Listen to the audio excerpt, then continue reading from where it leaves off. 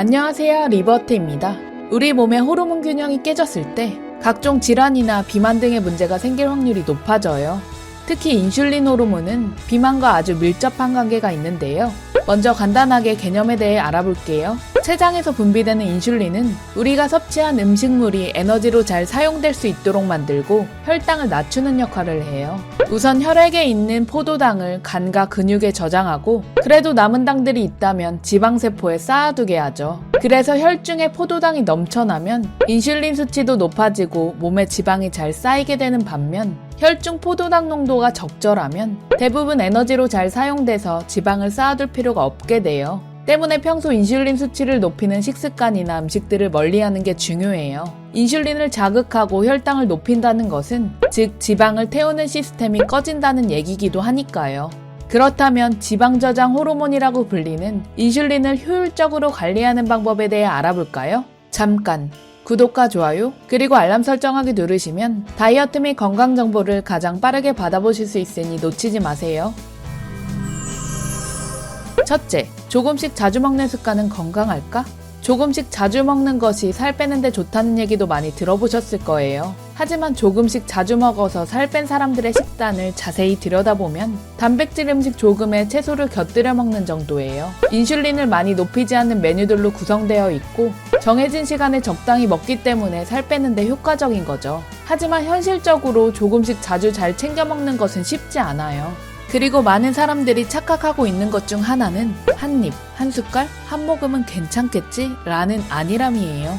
사실 시도 때도 없이 조금이라도 먹는 습관은 정말 좋지 않은 습관인데요. 먹는 양과 상관없이 어쨌든 먹으면 인슐린은 분비돼요. 칼로리가 제로라거나 낮다는 각종 다이어트 식품에 들어있는 인공감미료, 각종 가공식품에 들어있는 식품 첨가물, 대부분의 음식 등을 먹었을 때도 마찬가지고요. 예를 들자면 인슐린을 일꾼이라고 가정해 볼게요. 조금씩 자주 먹는 습관은 인슐린 입장에서 일을 시키고 또 시키고 자꾸 시키는 격인데요. 인슐린이 쉴 틈 없이 일하다 지치고 결국 인슐린 민감도가 떨어져서 일 처리 능력도 점점 떨어져요. 그럼 과식 폭식은 어떨까요? 일을 엄청 시켜서 인슐린이 가로사하게 만들어요. 역시나 인슐린 기능을 떨어지게 만들고요. 결국 끼니와 간식 먹는 횟수는 적게 먹되 과식하지 않는 선에서 먹는 게 중요하죠.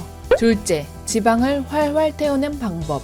우리가 온몸 구석구석에 지방을 왜 쌓아두었을까요? 지방은 만일의 위급사태에 대비해서 쌓아둔 비상식량 같은 거예요. 그러니까 언젠가 사용하기 위해 쌓아놓은 지방인데 사용하기는커녕 자꾸 쌓고만 있으니 너무 많이 쌓인 지방은 오히려 염증을 만들어내고 그 염증은 각종 질환을 만들어내고 있어요. 그리고 과도하게 쌓은 지방들은 특히 내장 지방은 인슐린의 민감성을 낮춰 살을 더 잘 찌게 만들어요. 억울하게도 살찐 사람들은 살이 더 잘 찌기 쉬운 몸이라는 거죠. 이제는 지방을 쌓는 게 아니라 지방을 사용할 기회를 만들어야 해요. 그건 바로 공복. 공복은 인슐린 수치를 낮추고 저장된 지방을 태우는 데 가장 효과적인 방법인데요.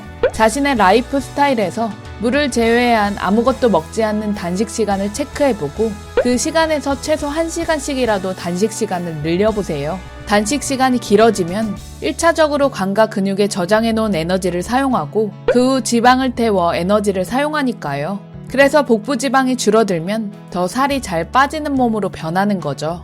셋째, 어떻게 뭘 먹어야 좋을까? 인슐린의 최대의 적은 밀가루, 달달한 당과 같은 정제된 탄수화물인데요. 다른 음식물을 섭취했을 때보다 정제 탄수화물을 섭취하면 혈당이 가파르게 올라가고 이를 처리하기 위해 인슐린도 많이 분비되어 혈당을 급격하게 낮추는데 그럼 또다시 저혈당이 와서 정제 탄수화물 음식이 당기게 되는 악순환에 빠지게 돼요. 혈당이 마치 롤러코스터처럼 들쑥날쑥하게 되며 식욕과 기분도 덩달아 춤을 추는 거예요. 그럼 단백질은 어떨까요? 단백질도 인슐린 수치를 높이기 때문에 과잉 섭취하지 않는 게 좋아요.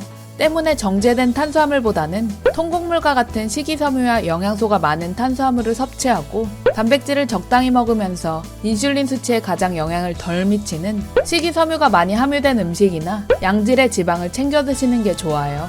넷째, 최소한의 움직임. 인슐린의 기능을 높이는, 즉 인슐린 감수성을 증가시키는 방법 중 하나는 식후 20-30분이라도 걷는다거나 일상에서 틈틈이 걷는 습관, 시간을 내서 산책하는 습관 등의 걷기예요.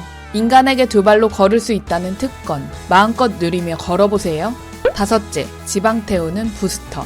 다이어트에서 성공하는 3박자는 식습관, 운동, 수면인데요. 1번과 2번이 잘 지켜지더라도 수면의 양과 질이 채워지지 않으면 굉장히 비효율적이에요. 다 된 밥에 재 뿌리는 격이랄까요? 수면이 충분하지 않으면 스트레스 호르몬이라고 불리는 코르티솔 호르몬이 증가하고 인슐린 분비도 촉진하게 돼요.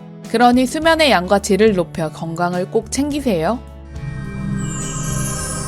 안타깝게도 한국인의 췌장은 서양인들에 비해 크기는 작지만 췌장 내 지방 함량은 높다고 하는데요. 때문에 인슐린 분비 기능이 떨어지고 비만이나 당뇨병 발병에 더 취약하다고 해요.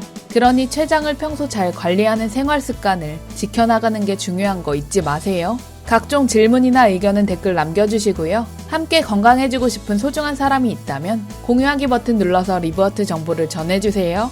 오늘도 정말 고맙습니다. 그리고 사랑합니다. 우리 존재 화이팅!